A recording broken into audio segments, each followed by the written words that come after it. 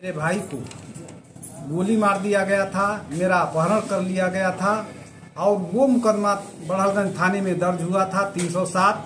वो आज न्यायालय में चल रहा है। न्यायालय में चलते हुए 20 साल हो गए, अभी न्याय नहीं मिला। अब क्या है ये और क्या मांग है आपकी? ये प्रेस नोट है।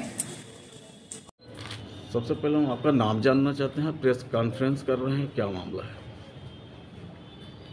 आप अपना नाम बताएं, अब क्यों कर रहे हैं प्रेस कॉन्फ्रेंस, बताएं। हमारा नाम दारा सिंह निषाद है और आप लोगों को हमारे तरफ से बहुत बहुत धन्यवाद। जो कवर करने के लिए आप लोग आए, इसके लिए आपका आभारी हूँ। प्रेस कॉन्फ्रेंस क्यों कर रहे हैं?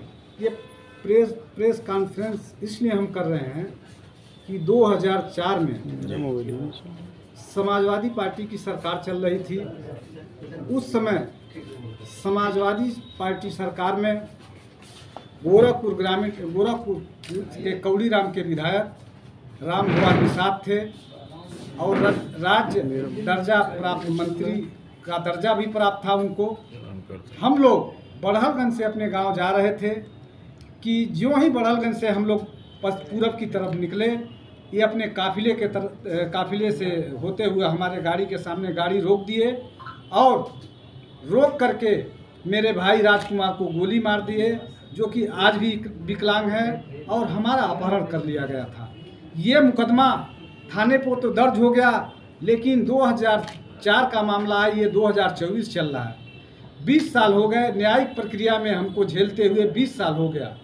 हम प्रतिदिन दूसरे तीसरे दिन कोर्ट आते जाते रहते हैं। हम न्याय पे भरोसा करते हैं और इसी कोर्ट से निकलने के बाद मैं एक दिन बाहर जो निकला, कुछ लोग आकर के हमको धमकी दिए कि इस मुकदमे को सुलह कर लो, नहीं आपकी हत्या कर दी जाएगी। अभी तो आपके भाई को गोली मारा गया था, आपका अपहरण किया गया था, अगर सुलह इस मुकदमे को नहीं किए तो आपकी हत्या कर दी जाएगी। इस मामले का जो है कि संज्ञान आप वरिष्ठ पुलिस अधीक्षक या किसी अधिकारी को दिए? जी, मैं मिल करके एसएसपी महोदय को एक प्रार्थना पत्र के माध्यम से उनको दिया था और उनसे ये निवेदन किया था कि कम से कम जब तक हमारे मुकदमे कोर्ट में चल रहे हैं, हमें सुरक्षा प्रदान करने। ये धमकी कब दी गई थी आपको? ये धमकी लगभग 2 महीना हो गए। 2 महीने बाद आप कॉन्फ्रेंस कर रहे हैं। तो ये बताइए कि 2004 से आपका मामला है, 2024 चल रहा है, इस बीच आपको जान माल की कभी धमकी नहीं मिली? 2 महीने पहले मिली? नहीं, पहले नहीं मिली, लेकिन अब ये मुकदमा जो फैसले के कगार पे है, इसलिए बार बार दबाव बनाया जा रहा है।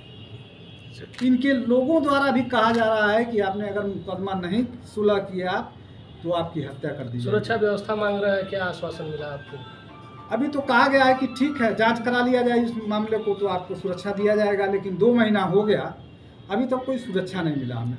कभी आप दोनों लोग एक दोस्त हुआ करते थे, क्या इसी बात आ गई कि आज इतनी बड़ी दुश्मनी हो गई? नहीं, कभी दोस्त तो हम लोग जरूर थे, लेकिन ये 2002 की बात है। ये चुनाव लड़े बीएसपी से और ये विधायक बने, मंत्री बने। उसके बाद बीएसपी की सरकार चली गई, ये सपा में चले गए।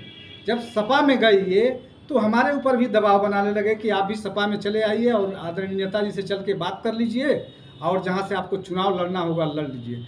हमने उनको साफ शब्दों में कहा था कि आप भैया, आप जहाँ गए वहाँ गए, हम जहाँ हैं वहीं ठीक हैं।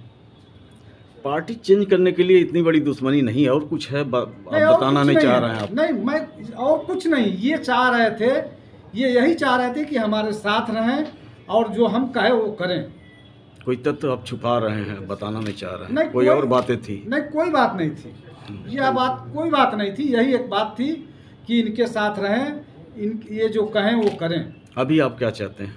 अभी मैं ये चाहता हूँ कि जब तक कोर्ट में हमारे मुकदमे चल रहे हैं, तब तक हमें सुरक्षा मिले, क्योंकि बार बार धमकी दे रहे हैं और ये आपराधिक किस्म के व्यक्ति हैं। इस जिले में इनके खिलाफ 30 मुकदमे दर्ज हैं, जो वो रिकॉर्ड सहित हैं। 30 मुकदमे हैं इनके ऊपर। अभी इन्होंने अपने चुनाव में जो चुनाव आयोग को दिया है, उसमें 8 मुकदमा दिखाए हैं, लेकिन इनके खिलाफ इसी जिले में 30 मुकदमे हैं, बाकी और जिले में मुकदमे दर्ज हैं। तो ये आपराधिक किस्म के व्यक्ति हैं, इससे हमें शंका है कि कभी भी हमारी हत्या करा सकते हैं। ओके, धन्यवाद।